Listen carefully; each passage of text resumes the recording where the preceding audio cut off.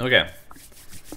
So if anybody's not here, sucks for them. They can watch it in the past broadcasts. What? Oh. And yeah, I'll be doing video of this later You as can well. watch it in the past. I don't think that's how time works. Had to pause for a It's not like second you can to watch it in the future. form my watching it in the future and past broadcasts as your mind breaks in half. So today is going to be a special episode podcast-ish thing. Still not entirely sure what justifies or signifies a podcast, but we're going to call this one anyway. And a lot of people have been having questions over and over. Hey, ask Corey this, ask Jesse that, ask Jesse this, ask Corey that. What do I do for tanking? How does Dark Knight play? And so I figured I'd just sit you guys down and kind of go through some of these questions and see what we can get from it, and hopefully people will be satisfied. So welcome Corey, welcome Jesse. For those of you who are new, Jesse is our edgelord turned paladin. So Dark Knight paladin, predominantly paladin in 2.0 when we were doing coil together, and then Corey is and has always been warrior for us. Is and always will be. Until Red Mage comes out, and then Jesse and I will be slapping swords on samurai. You mean running double samurai? Yeah. There ain't no dueling, it's happening. Well, I could still duel, but I mean, I'll be dueling the shit out of Drag. I can't wait to just beat his ass. Fell cleave. That's right. I think they reduced the damage though, so I should. Doesn't matter. In PvP, it's not as like ripped, but it still hurts a lot. Oh yeah, I'm not gonna diss the damage. You're gonna feel it. So also you two, you don't have to stick into the stream chat just because I don't want too many distractions. I'd rather keep this to the questions that we're going. Yes, we are doing this live on Twitch, twitch.tv/Draconist, because half of you still don't know that I stream for when this is uploaded to YouTube. And so yeah, we're gonna start off with, we've got 3 patrons right now from Patreon, 2 who have questions for this. So whichever one of you wants to kick this off, just go ahead and run with it. First one comes from Naku Nyame, and he says, so I've gotten to the point where I feel comfortable with holding aggro, but I always get nervous about when I should be using cooldowns and what ones I should be using. Any help to point me in the right direction on how to use them properly? What tank are they? They did not mention. We can say general stuff. Yeah, it does vary depending on tanks. So I mean, we can kind of run through them. I mean, let's see. You never want to open with a defensive cooldown, for the most part, unless the first thing the boss does is slap you in the dick. Because you're just kind of wasting time on it if you just accurate. With it. Also depends on the fight. If it's like are we talking a dungeon boss or a raid boss? Let's start on dungeons. Let's go trash pulls, dungeon bosses, and then we'll go into like raid bosses and primals and extremes and stuff like that. See, that's where it gets really specific for stuff. I'm trying to think of general statements. Dungeon trash pulls. If you're just kind of pulling 1 or 2 things at a time, you really don't need a cooldown. Unless your healer's AFK and you're just soloing the dungeon with some DPS who are just kind of following you around for reasons, then you can use cooldowns on small trash pulls. But when you start getting to like 4, 5 plus enemies, at that point, I would say it's good to start rolling your cooldowns through the trash, because your cooldowns when they're up are basically useless, and they're only good when they're used. So, like, what good does Vengeance and Sentinel do if you never use it? Yep. And it'll be up in time for the boss for the most part. Depending on like what you said about how many things you pull. Like, if you're doing mass pulls in dungeons, like 3, 4 groups at a time, you're gonna want to fucking hit something at the very start. As soon as you're in your spot, you hit something. Then, depending on what tank you are, that gets a little bit more complicated. But another thing to keep in mind is if you're running dungeons, cooldowns are not for bosses. And I know that sounds really stupid, but most dungeon bosses don't particularly hit that hard or are that demanding in terms of like what you need to do as a tank. Nothing particularly comes to mind where it's just like, oh my god, I have to hit Sentinel for this specific mechanic on a boss fight. Like, most of your cooldowns are going to be used on trash, gigantic trash pulls. Because it just makes the dungeon faster. Yeah. But like the only one instance of it is in Hullbreaker Heart, I think it is, the mob right before the last boss. It fell clean. Yes, that one actually hits really fucking hard. That's trash that you want to use a cooldown for because it hurts. Pro tip: awareness is your best friend for that because that fell cleave can crit. No, I know, Jesse. I have a story. I was doing Hullbreaker Hard yesterday. Me being a warrior, I'm in Defiance. I switch right as Fellcleave hits. I switch to Deliverance, so that way there's less of my health pool to heal. Oh, buddy. Well, I hit it to like a second too early, and it crits. You died, didn't you? No, I had 100 health. Oh my god. Boy, was that great. I was like, I didn't expect that. I was like, well, I made this healer pee his pants a little bit. But that's something you want a cooldown for, or some kind of mitigation to go up. See, this is where the like specific things come in. So like it's a little bit more complicated. So for warrior, what I do on large trash pulls, I pop Infuriate well before I get to the trash, just so I have it up sooner. So like as I think about pulling, like when Stone Skin and Protect go out, I'll Infuriate. I'll grab the first 2 to 4 groups, depending on the group comp. Because if you don't have AoE, you don't want to do this. If you're rocking like double ninja, don't do this. Because you're not gonna kill shit at any respectable rate. They would single target it down much faster just by pulling small. Then they'd run out of TP trying to AoE it all down. But if you're like running Black Mage Summoner or like Monk Summoner or anything Summoner, it's okay. I don't know how good Dragoon AoE is. I don't think it's the greatest. It's okay. It's okay, but it's not like I think Monk has like the top melee AoE, and then Monk is a little bit better for it. Dragoon's a bit weird because I mean, Doom Spike's okay and Gear is nice, but then in using Gear, if you want to use it multiple times, then you have to do single target rotation. Yeah. But I don't really know how Dragoon AoE works. I know how single target works, not AoE. So depends on group comp, but I'll pull between 2 and 4 pulls up until I feel. So it also depends on how geared your healer is. If your healer has a green leaf, don't do this. If your healer has a normal quality crafted weapon from 3 levels ago, don't do this. If your healer has a 240 weapon and they're synced, do it. They can handle it. But you pull 2 to 4 things. You get in your spot. You do something to get threat on everything. So for me, it's Steel Cyclone into like Maim and multiple overpowers.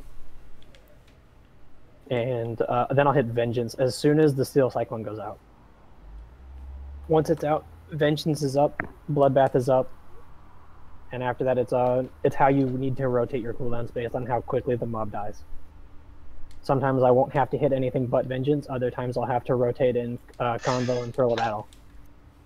Pro tip, never, if you're doing like a big trash pull, like let's say for like Paladin, you pull a bunch of fucking mobs, you get to your spot, you hit, usually like I'll hit like Rampart and Foresight. So it's like, hey, this is reduced damage from everything and then a little bit more for physical because most trash mobs are usually just physical damage. Mm-hmm. So it's like, hey, I hit all these things. My health is going down kind of steadily. Healer can keep up. It's fine. Everything's all right. And let's say your Rampart or whatever is about to fall off and most of the mobs are still up. You need to have something either already up as Rampart falls off or something like that, I guess, because like let's say it has 2 seconds left, you hit Sentinel, then you're good. You're golden. Do that. Don't wait for it to fall off, and if you don't hit it Sentinel early enough, like let's say you wait another 2-3 seconds, you'll probably just fucking explode, and the healer can't keep up. So Depending actually, on how many things you keep. On like large trash pulls, I open with my heavy cooldowns. So like on Paladin, I'll pull massive, and then I'll just pop Sentinel. I usually start with light stuff first, but that's just what I've I like done. to rotate my longer cooldowns first, so that way they come up. I think both are fair. And then that goes back into the whole boss thing. Yeah. Yes. Yeah. So I will almost always rotate Sentinel first, and then depending on what's going on, I'll pop Rampart, maybe. I just kind of pop Foresight whenever. On Paladin, it doesn't matter. During a previous stream, we were talking a little bit specifically about Dark Knight in the kind of the lack of synergy between some of the skills. When you're having the big pulls, sometimes using all of the cooldowns available to you kind of contradict each other. Wait. What are we talking about? Are you talking about for like the whole blood price and dodge? thing? Yeah, that. Okay. So here's the thing. The only reason you would pop everything you have is if you're panicking and you're just not ready Not used for to it. tanking. Yeah. Popping all of your stuff at once is just basically guaranteeing you're gonna die. With if you don't have a very skilled healer or a very experienced healer and you just panic, pop everything at once, it doesn't help a whole lot in the moment because of the way damage is reduced. It's like percentages, and so you're just mitigating less the more you pop, mathematically speaking, than you would if you just rotated in. So on Warrior, I'll pop Vengeance, and then I'll move to Raw Intuition, and then I'll move into Foresight. So that way the healing load is gradually increased, but it never goes from, oh, it's a joke to heal, to, oh shit, he's like getting destroyed. Yeah, so this is more geared towards people who aren't as experienced, so trying to outline what to use specifically in regards to Dark Knight, since that's not really something Warrior or Paladin really have to worry about. As far as, like, if you pop... Are we talking specifically the combo of Dark Arts, Dark Dance, and Blood Price? Yeah, like that kind just to touch like, on that for a second. Kind of fuck yourself. Okay, so you're a Dark Knight. You're about to do a big pull of like 2 to 3 packs, which is probably about 10 to 12 mobs, depending on what dungeon you're in. So usually what I do is right before you do the big pull, this is going to sound probably kind of weird, but turn off Dark Side. Because as you're running through all the packs, depending on how far you have to go, you're just wasting mana at that point, if it's on while you're still trying to pull all the mobs. So turn off Dark Side, walk up to the first pack, unleash, keep walking, unleash the next 2 or whatever. Get to your spot, turn Dark Side back on, unleash one more time once everything is back up, Blood Price, and then Dark Arts, Abyssal Drain, Dark Arts, Abyssal Drain, I think 2 or 3 times. By the time Blood Price hits about 4 to 5 seconds left, you need to hit Dark Arts, either Dark Arts, Dark Dance, or Dark Arts, Dark Passenger to get a blind or the dodge up. Then Dark Arts, Dark Dance, or Dark Passenger, vice versa, whichever one you didn't hit first. And then now you have a blind and 30% dodge. So you've now used all of your mana during the Blood Price. You just mana dumped incredibly hard. You got the whole benefit out of it, as long as you didn't cap on mana during it. But that's if you're pulling like a lot of shit, where the Dark Arts Abyssal Drain just doesn't spend enough. But at that point, you haven't wasted any mana from the dodge, or any dodges, and you're pretty much golden at that point for threat or whatever. And that, once your Blood Price is down, you can just either keep cycling between Siphon Strikes and Deliriums on like single target each of the mobs, so you're not just constantly spamming AoE. But that just depends on how much mana you had once all of the mana spam from the Dark Arts, Dark Passenger, and Dark Arts, Dark Dance is done. Usually if I get the triple Abyssal Drain off and then I do the super combo with the blind and dodge, you'll probably hover around half mana, maybe a little bit higher depending on how many mobs there were and how lucky you got with the last couple ticks of your blood price. You could probably get another Unleash off, but at that point you might as well just keep cycling between Siphon Strike and rotation with Delirium. Just get some mana back, keep AoEing. So as far as like threat, so after all, I don't know how Dark Knight works past 50 because I don't have it there. I'm only at 46, 48, somewhere in there. No, I'm 48 now. But in terms of like cooldowns, like Dark Knight cooldowns are stupidly OP. Dark Mind is the best cooldown in the game. It's like it's up all the time. It's like ridiculous. Shadow Skin's good. Shadow Wall's good. And you have access to like Convo, Awareness, Foresight, and Bloodbath. I will say Shadow Wall is good, but not that great compared to the other tanks because it's 30%. Yes, I have passive 20, but mine's 30%. Corey, yours on Warrior is 30%, but on a minute shorter cooldown. And it does. And yours does damage. Yes. Yes. And Sentinel is 40% on the same cooldown. Mm-hmm. So out of all three tanks, Shadow Wall is the worst for the heavy comparing tank. it to the other cooldowns, yes, but it's still a really good cooldown. No, it's good, but... And you still get Dark Mind. Yeah, Dark Mind is pretty great. So that kind of evens it out a little bit. Out. So fucking good. It was amazing in A1. Oh my god, every single tank buster was up. As far as threat goes, tank-wise, Dark Knight has the easiest time. Just hands down. For AoE? In general. Warrior Snap Aggro is the best, but Dark Knight is just... In terms of like doing... So, Warrior and Dark Knight, their damage combo is also their threat combo, but Dark Knight... I can't list how many times... Wait, back up. Back up. Damage combo for Dark Knight is what? Power Slash. And you're saying that it's... No, that's not. Is it not? It's not, no. I was gonna say Salted Earth. I can't say how many times. 75 potency dot, strongest dot. I'm talking about just main like combos that you have. You have Dark the Power Arts. Slash, No, you have don't the Dark Soul Arts. Eater. You Power Slash probably twice on a boss, and you never touch it again for the rest of the fight. You use Delirium because it's a higher potency rotation. Also mana.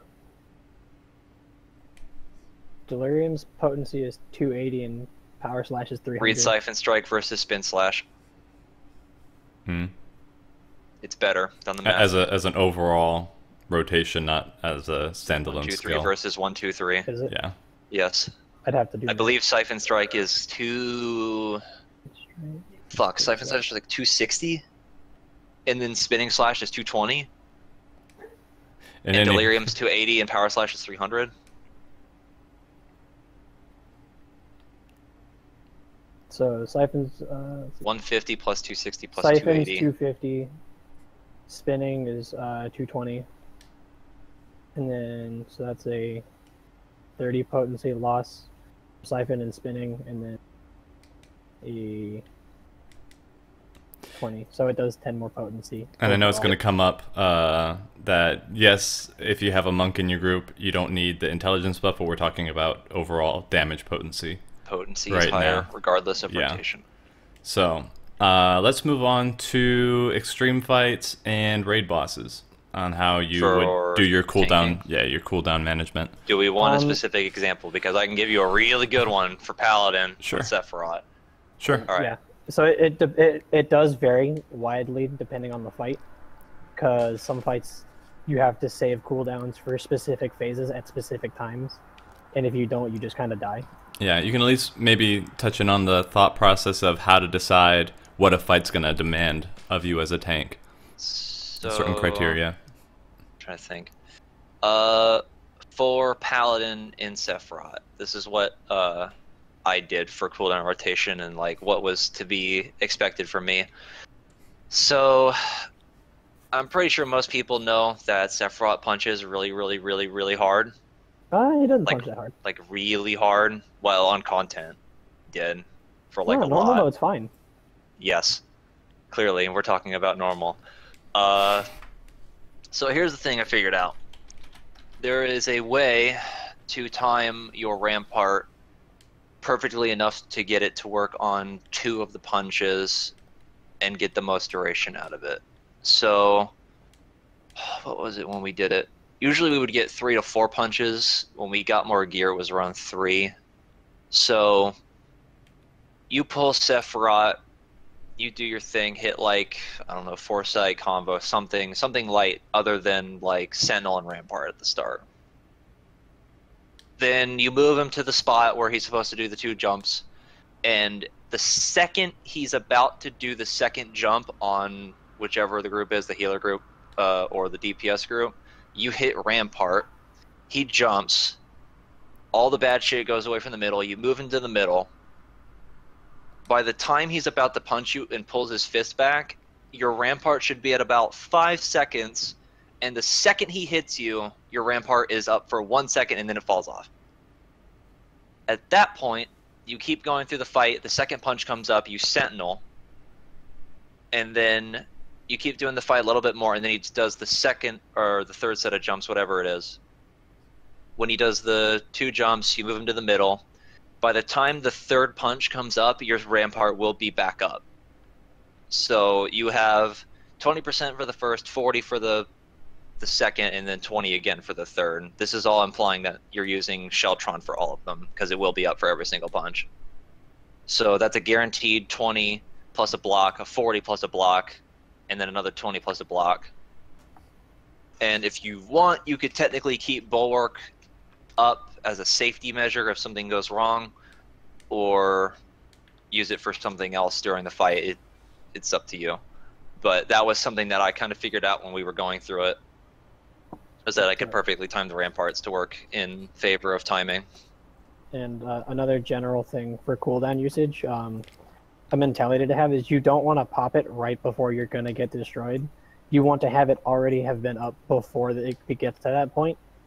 A lot of the time, if you can have it falling off 3 to 4 seconds after the big damage happens, that's a really good window to have it in. Just because it lightens the load building up to it, so the healers don't have to like stress out about, oh, if they're not above this health, then they die. Oh, he's low, and now he's about to get punched even harder. Yeah, so it's like if on A1, for example, before the hyper-compressed plasma, I had Vengeance fall off immediately following the auto after hyper-compressed plasma. Every time. So it's like, I would Vengeance the first one, I would Hollowed Ground the second one, or not Hollowed Ground, but Home Gang. Hollowed Ground. Yeah, no, they're the same thing. It works just the same. Yes. Home Gang the second one, and then Vengeance would be up for the third one. And Equilibrium is up for all of them. Equilibrium is my favorite ability in the game right now. It's so overpowered. Even above Fellcleave. It is like, it has saved me so many times. But Corey the crits. It crits more than Cure 2. Yes. It's great. I'm the healer now. But like, I'd pop Equilibrium all the time. That is like my favorite warrior ability. Paladin stuff's nice. Paladin got a lot of nice stuff in the expansion, but it's nothing compares to Equilibrium. So Rip Clemency. Still kind of poop. Alright, so basically have your cooldowns up beforehand because, I mean, aside from you don't want servers to be a dick. You don't want servers to fuck you. You want your cooldowns already have been up before the cast F for the ground. cluster. Yeah. F. Oh man. So like on at least they're resetting it now in 3.4. Yeah, that's nice. So, finally. On Blaster for A6, how I would do it, I would pull, get in spot. He basically immediately opens with a punch. So what I do for that one, we have Adlo and Stone Skin at that point, so I really don't have to hit anything. If we don't get the Adlo to crit, I just use Equilibrium and it puts me back to full, so I don't have to waste a major cooldown. But the second one, threat. It's a good way to get threat early in the fight, so you don't have to open it is, because I have Berserk up at that point, so it's it'll be like Heavy Swing, Maim, Berserk, Equilibrium, Storm's Eye, because I've been hit and now I've got it, and I just go into my normal rotation. But after the first punch, when the mirages happen, as soon as the mirage markers appear, I believe it is, I'll hit raw intuition, and I'll hit awareness, because you don't want to be crit ever with raw intuition up. Ever. Ever. Ever. That is why if you hit raw intuition, you wait Unless it's an ad low. 5 seconds, and then you hit awareness. I still wish that feature was back in the game. Working as intended. Overpowered as fuck. So Right. I would hit it about as the mirage markers appear, and that way it falls off right after when the third punch would happen, or he jumps up, one of the two. And I wouldn't be able to get crit during that time frame also, so it's safe to move. One trick you can do on warrior is right after you get hit by something hard, but not like, if it doesn't put you below a lethal amount for an auto attack, you can switch out of defiance into deliverance, because now you no longer need the massive health pool, and if you've been tanking it for a while, you don't need the threat generation either, and you can just hit like convo and thrill of battle, and that emulates the defiance stuff. But it also means the healers don't have to like look at your health bar going down by a percentage on the party list, and they can see that you're okay in terms of percentage, because like you can go from what is like 40% up to like 50 or 60 in terms of just where your health bar goes. Because I lose, how much health do I lose? I go from 25.7 to 32, so like 8k ish. So that's just 8,000 more health. The healers don't have to heal. But you have to be careful, because if the auto attack following the buster or whatever it is that just hit you crits, there is the likelihood you could die. So it's all about judgment. You're gonna have a bad time. Yep. A lot of There's a cooldown reason I usage hate comes the down to fact your that judgment. tanks can be crit. It's so dumb. It's killed so me much so fun. many times. Obligatory It just he adds can extra crit. spice. You can crit what? But a lot of cooldown use is just about judgment and when you need this for what situation. I mean, that's fair. You guys happy with that set of I think answers? so. That was I still think the first a lot- question? Yeah, that was the first Well, question. All right, 30 A lot minutes of- down. A lot Rest of of it them comes with should. experience, so. Yeah. Like, that was the thing I mentioned in the beginning is like, hey, when do I use these cooldowns? Hey, when do I use this part of my rotation? It's like, well, that depends on what you're holistic thing. doing. And, like, even the stuff that we've said only works in certain situations. So Yeah. my whole spiel about the whole Dark Knight trash pull thing depends. Like, I'm not gonna get into it, but Yeah. that's, I just You want can everyone go to a know lot it's like deeper. there are so many things that you have to account for every pull. So Yeah. So what's the next The question? next question should be a little shorter. This one comes from Equilibritum from Patreon as well. Having raid awareness is an important thing for a tank to have. Is there a tip on how to improve keeping awareness on the fight and yourself? Get the cross Can I class make it- ability. can I get a joke? Sure. Get good. Yeah. That's literally all I can say. Repeat the question for me, Jack, real quick. I was too focused on making the awareness joke. Having raid awareness is an important thing for a tank to have. Is there a tip on how to improve keeping awareness on the fight and yourself? Practice. Yeah.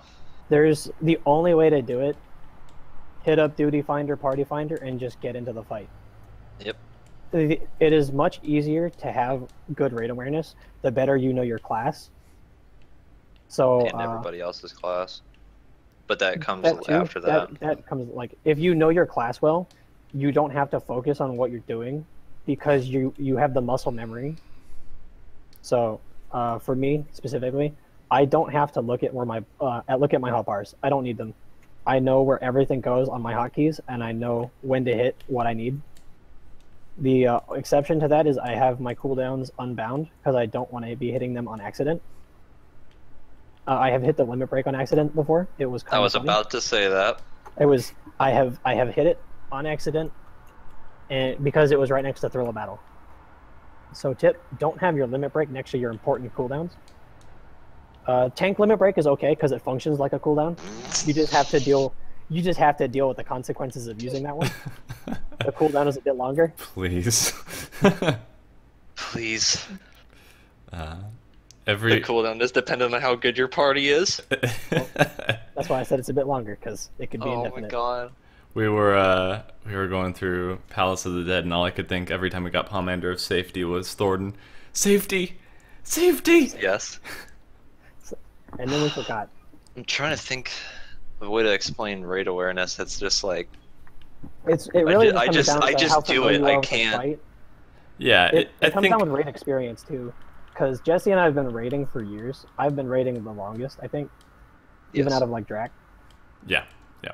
So, raid awareness to me is second nature, because I've been doing it since, like...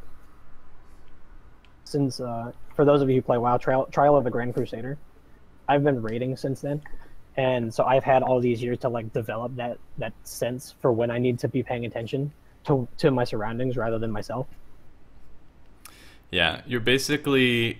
A lot of it is also trust in your group. Like, you should not have to babysit your group in terms of a tank awareness, but you should be paying attention to how to make things easier for your group as well. What comes to mind right now is moving the boss in A6, Blaster, moving him to a corner as soon as the mines go down to an area that is going to accommodate most of your DPS so that you don't have that big of a loss and so that they can get in position for the mirages.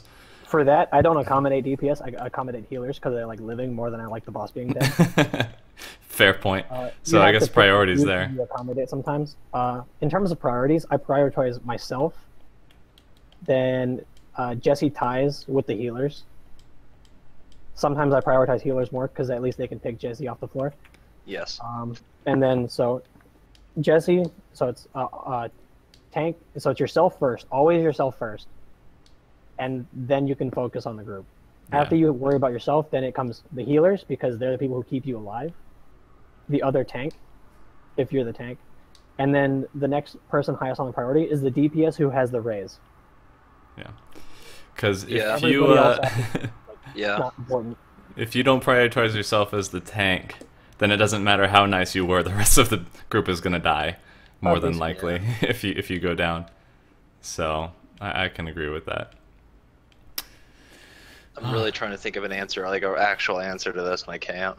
I think it it boils comes down down to to experience. Because for me, you look at the it's fight. like 2 years of tanking as one class, and it's just like I'm brain dead. I can play Paladin. I don't even have to look at my screen. The thing is, once you've had practice, like let's say you've had a year of practice in raiding as tank, and you know your class basically to, I would say, 90% of perfection. The next thing that comes is that you need to know what everybody else's classes are capable of to some extent, but that's just like a me thing. If the more you know about other classes, the better you can gauge what you yourself can get away with.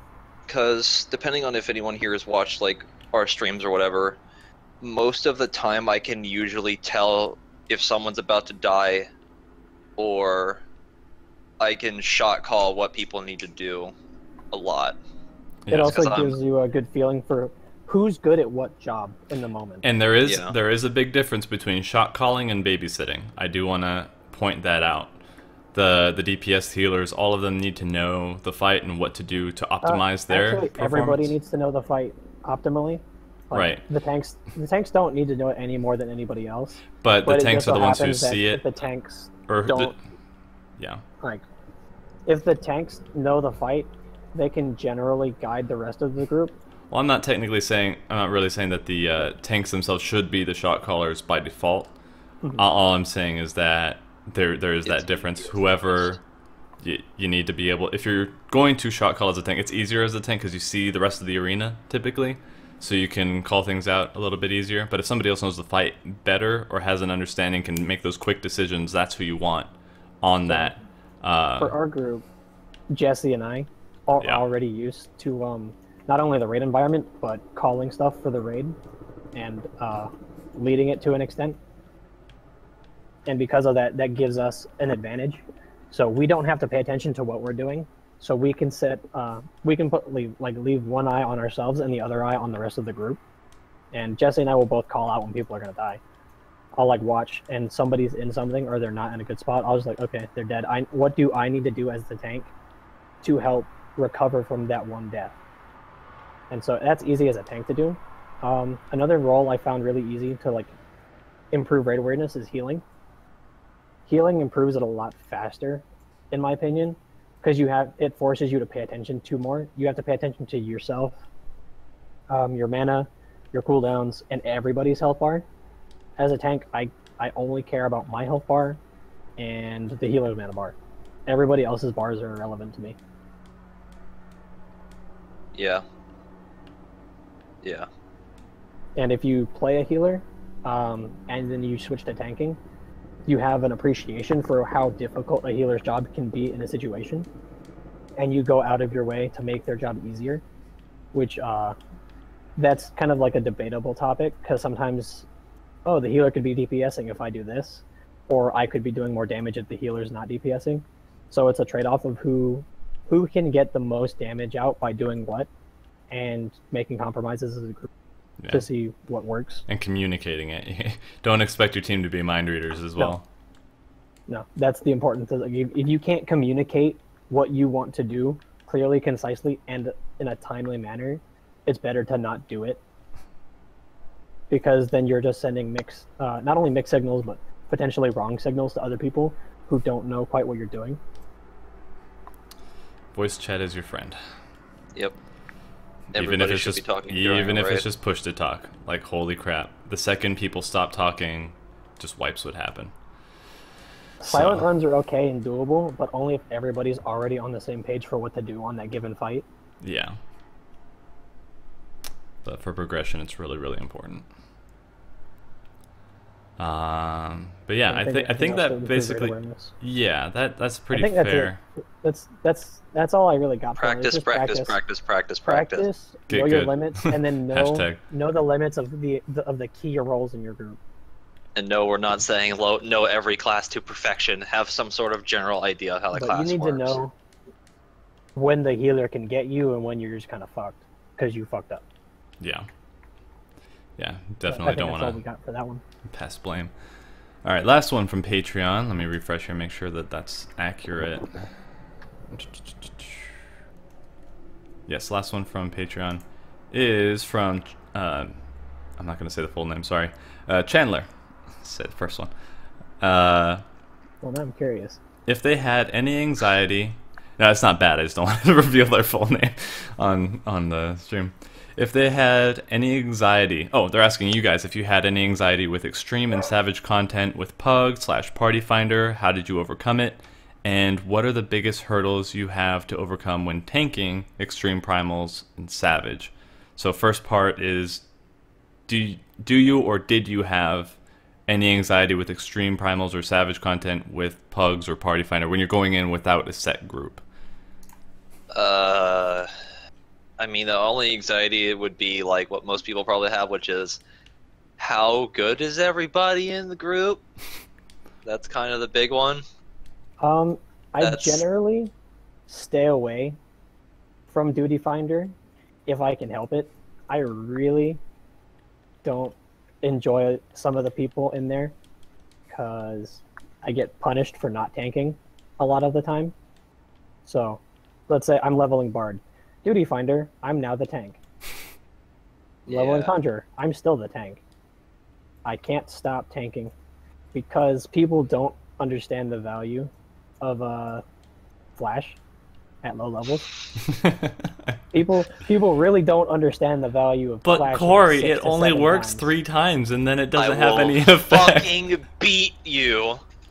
It's basically worthless if it doesn't have the blind. That's why I will fucking beat you. Oh man, that's just the best. At first, I was kind of anxious going into a lot of the fights because Drak, Jesse, and Seabass, they were running with me at the time when they were helping me level up. But so I had the benefit of I was tanking. Yeah, when Drak was tanking. So I was leveling up Warrior my first time back a year and a half ago or so.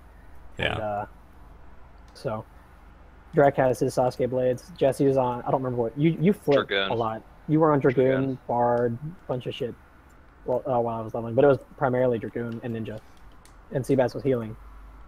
And so they'd kind of explain. They wouldn't really explain the fights. They'd say, "Don't stand in this." They would say, "Don't stand in bad," and that's like the explanation I got. I mean, it hasn't changed a whole lot, to No, be fair. but there are some minute things. It's like, oh, when this happens, look away, that are kind of important. I mean, some other things. But, important. I was important. like, whatever. Negligible. Yeah. Negligible term. I was lucky enough to have like a full group who understood the fights and they could kind of explain it in a way that worked for me. Yeah. But and Jesse was there and he'd been tanking for a while already, so he could teach me how tanking in Final Fantasy differed from WoW because he's done both to some extent.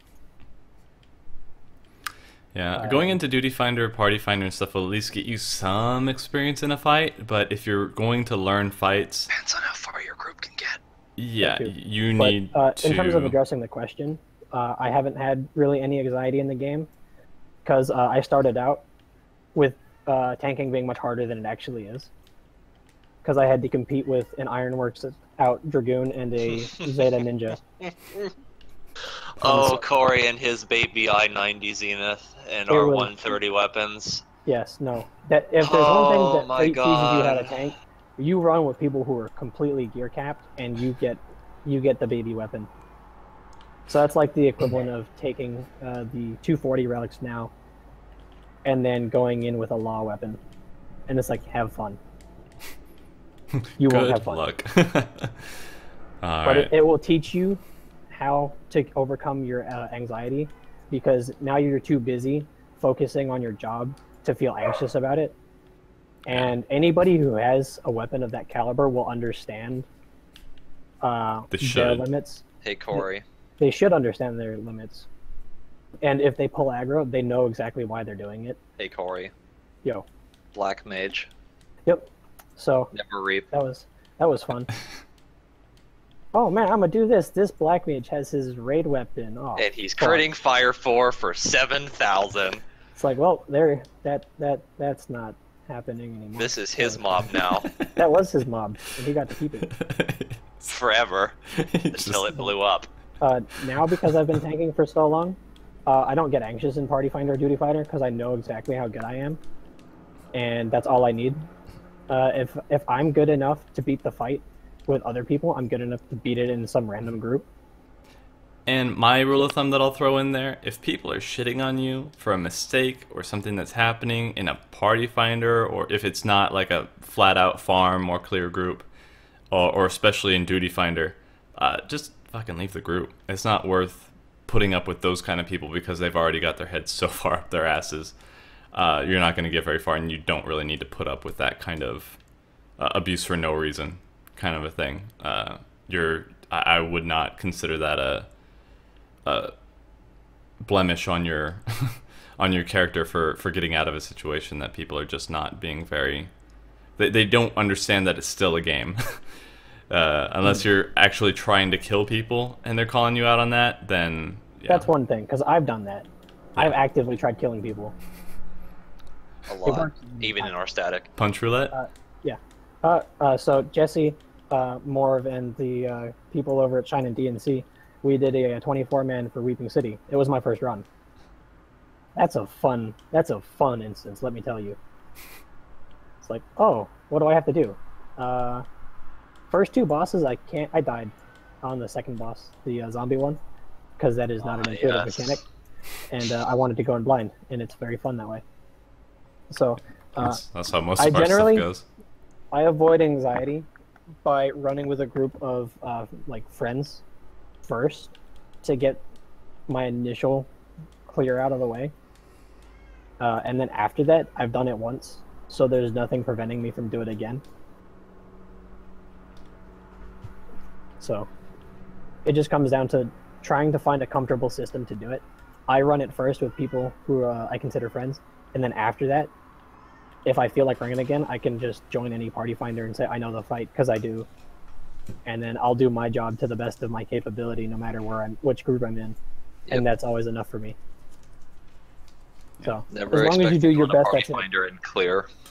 Nope.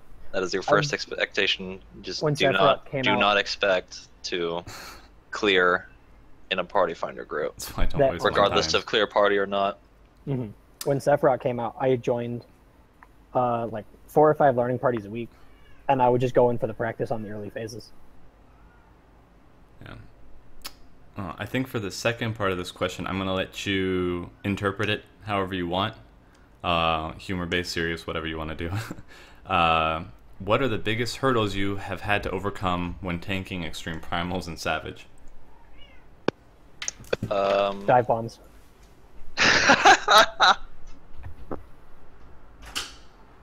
Alright, I got a little story from back when I was baby tank in second coil. I know it's not savage or a primal, but so little baby Jesse, back in second coil when I had first started tanking. Thank you, Steve. This is technically 2 stories in one. So I was going to be a DPS, I was going to be a monk, but then Steve quit and I wanted to be a tank, so I did that. So I got my tank to 50. The second I hit 50, our main tank in our group at the time was just like, okay, you're 50, let's go into turn 1. Wait, what? And then I had to tank Caduceus in fucking shit gear. I had never really tanked before in any sort of endgame content. That was the most stressful situation I've probably ever been in, right behind tanking Faust for the first time.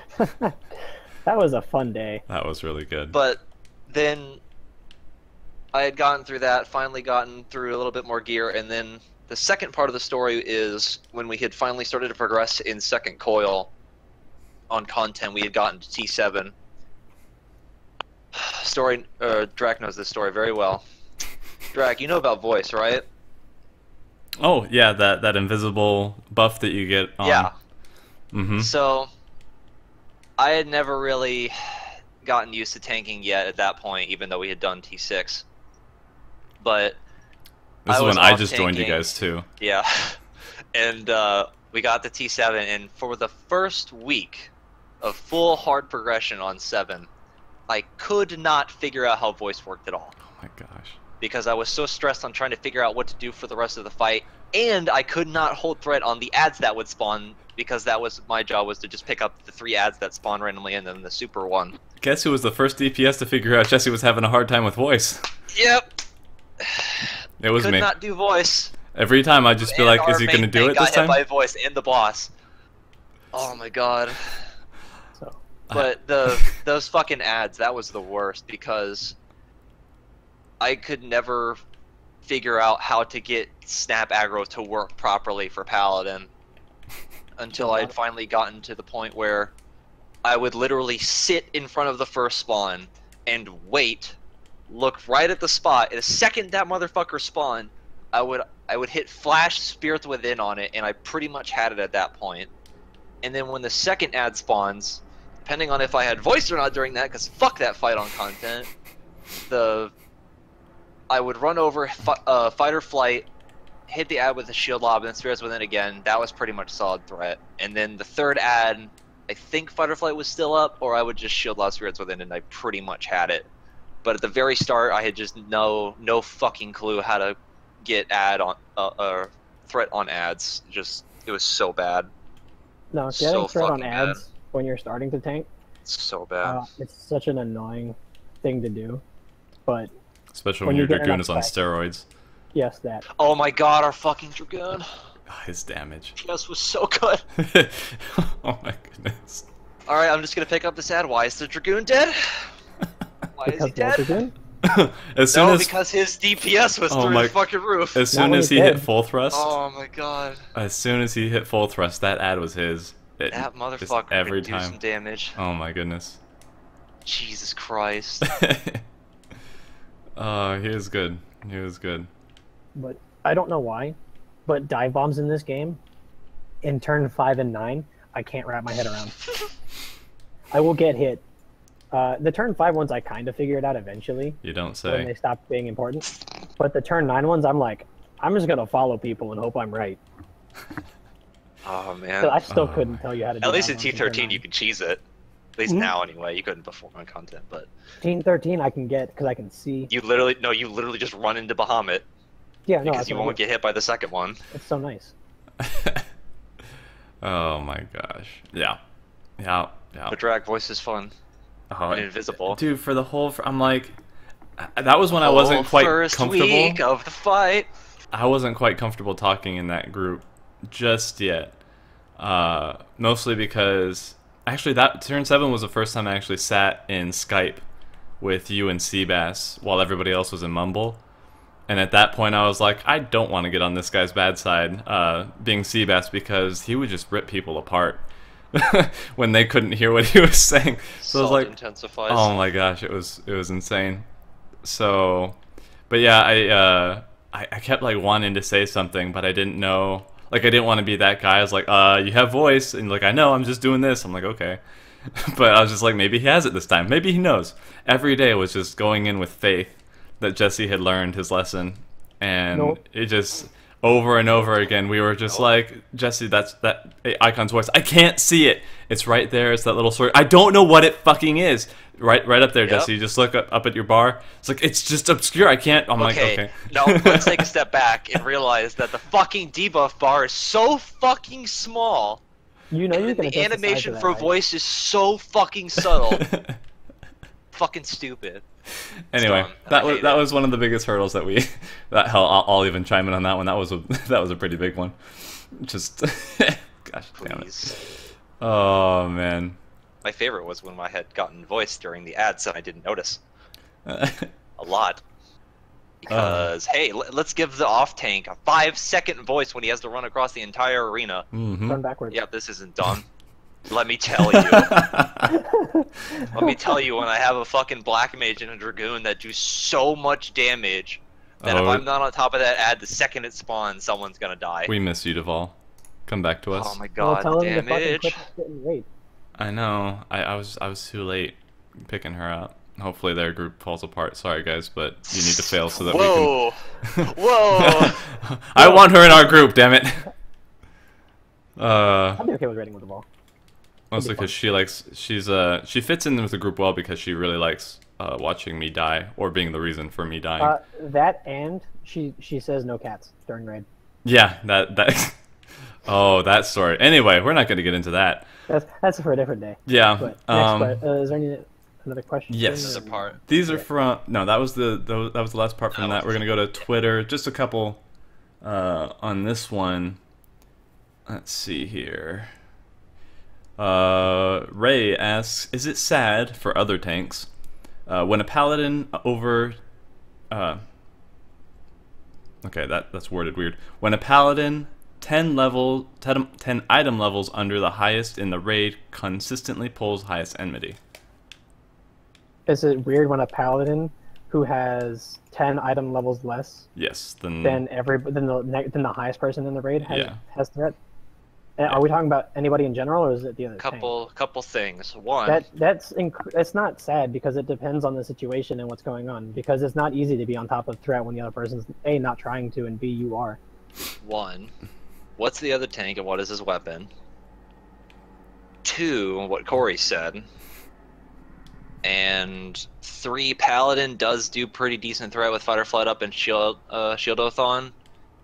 But if, for whatever reason, your tanks are trying to battle for threat and progression, I'm a little confused by that. Yeah. Fair enough. Like, what? So if let's say I have a 240 weapon and Jesse just got his law weapon, so he's 230, or not law but lore. So I'm 240, Jesse's 230. I could be sitting miles under Jesse just because I'm not trying to take aggro off of him.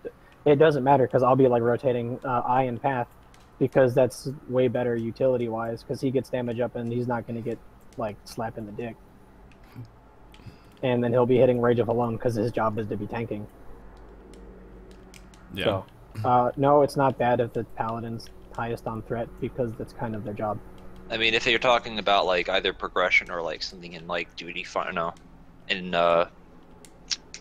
fuck, Black Weeping Mach City or something, yeah, something like that. Where okay, one more step back again. If you're going into Mach or any of those as a tank by yourself, expect the other tanks to not do their job all the time, forever, till the end of existence itself. When I tanks will not queue do up their job. into Duty Finder, I am the assumed main tank. If the other tank has his tank stance on, that sucks for them. That's my boss. It also depends on what rotation the other tank is doing. Mm-hmm. Because it's like, hey, you might be lower eye level, but if the other tank is not using their threat generation, then yeah, it doesn't matter. Because you have to remember, Paladin, I know everyone makes a joke Paladin doesn't do damage, but the buffs they got recently are pretty fucking good. All of the tank DPS is actually comparable now, so the Paladin doesn't do damage joke is like not... It doesn't really hold as much water. They do less damage, but it's not like... they do less, we shouldn't bring Paladin. Yeah, they still do they have so much fucking utility as far as like defensive utility. Well, you got Goring Blade, you got cover. That's another thing. You've got healing on yourself. You like just cover will forever be my favorite cooldown on Paladin. Like I know a lot of people don't like it, but oh my god, cover is so good. It's almost mandatory in some T2 runs or A2 runs. The other reason it's okay for Paladin to do that is because Paladin's damage combo goes sprouts off of their threat combo, whereas the other two tanks also Savage Blade, you got a buff in terms of threat. So I was like, Warrior and Dark Knight, their threat combo is entirely separate from their other two combos, whereas Paladins, they share the threat combo with their damage combo. So that also can attribute some of that to it as well. Because if, like, let's say the Paladin, I'm assuming the Paladin was in Shield Oath. Because I feel like if you were in Sword, there's literally no way you would have ripped off of someone else. I don't know if we're ripping off, but like just in terms of like how close they are like on actually holding threat though, but even then you would lose it to a DPS probably. No, because like after I Rage of Halone, like after the third Rage of Halone. No, I'm talking about like not using threat rotation at all. Oh, not using. That's the assumption that I'm going on. Not using threat rotation. Period. Paladin would be much harder pressed to keep aggro, but it's much easier for a Paladin to do it than it would be for the other two, in my opinion. Because Savage Blade is a threat combo. So it's like, it generates threat and then Royal Authority does a lot of damage.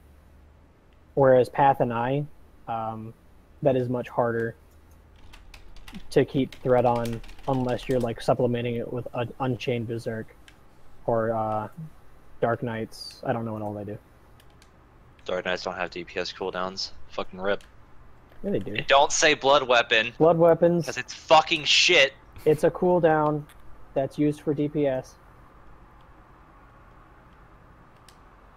Alright. Oh, you get attack speed. Oh, Paladins get 30% physical damage. Warriors get 50% attack power. That's because we're not bitches. But that's for another day. 50% attack power. But tanks don't have attack power, so 50% of nothing still doesn't matter. Yes. But what's the next Twitter question? Can I ask Jesse how to get good at Dark Knight? No. Answer this however you'd like. The answer is no. You may not. Do you want this to be another hour long? We're gonna be here a while. Let's just keep it to a couple sentences. I would say the easiest way is to just look up a guide. Depends on the guide. I've seen a couple that are pretty good. Some of them are really bad. Yeah. Just look up a Paladin guide since it's a carbon copy of that anyway. I will fucking slap you. No, just go watch. So hard. Go watch Xeno's Warrior Guide. That's all you need to know about Dark Knight. Like, I'm trying to think.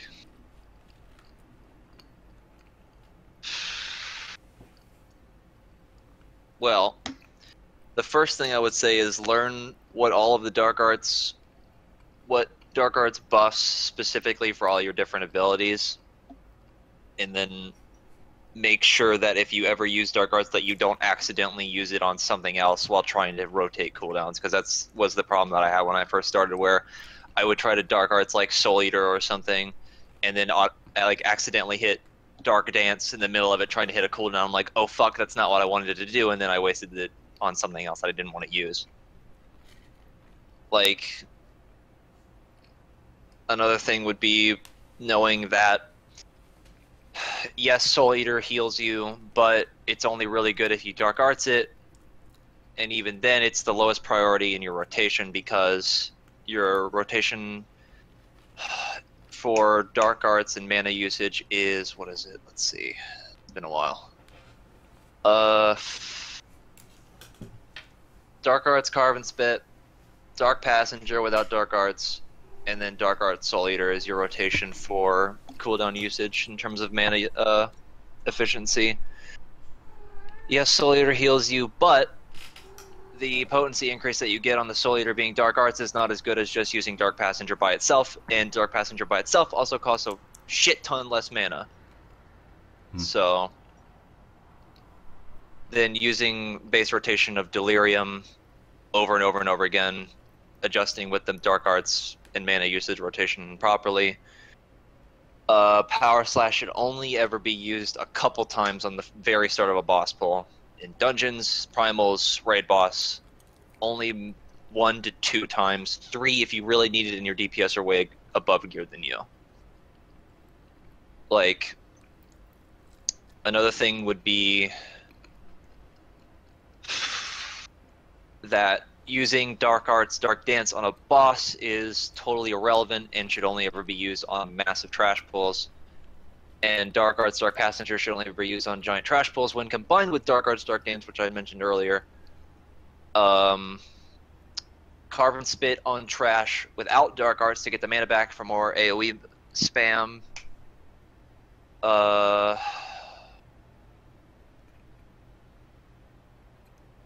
Dark Mind is overpowered and amazing and should be used anytime you know magic damage is coming because it's so fucking good. I cannot stress enough how good Dark Mind is.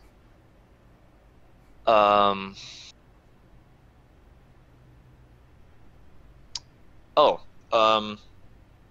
don't know how many people know how good Soul Survivor is, but for real, it is probably one of the better cooldowns that you have as a Dark Knight, especially in trash pulls or bosses or boss fights that have ads that you know you can put it on them, because you can heal yourself for 20%, get 20% of your fucking mana back. So it's really good, like really fucking good in AoE, because the whole thing I'd mentioned earlier where you wait till the last second for the blood price to end and you do the Dark Arts, Dark Dance, and Dark Passenger thing. You can, depending on how low the trash is, you could hit Soul Survivor on one of them, get even more mana back, and keep using more AoE on top of like Carve and Spit and then rotating Siphon Strikes. I can't think of anything else specifically. And then just don't be bad. I think that's the best thing that you can do to improve your class is just a lot of tanking is just using your better judgment. I thought of something else. Never, ever, ever, under any circumstance, end a trash pull at low mana. Ever. Don't fucking do it. Because if you end a trash pull, like a big trash pull with no mana, unless you're going to the boss, but even then it's still not great. Because if you're like, yeah, I used all my mana, I did even more damage that pull. Okay, that's fine and all, but how the fuck do you expect to keep threat on the next pull? Don't do it. It's bad. Do not end a pull. Do not end the pull at low mana. Don't do it. It's really fucking bad. You don't want that to happen, because the next pull is going to be hell for you.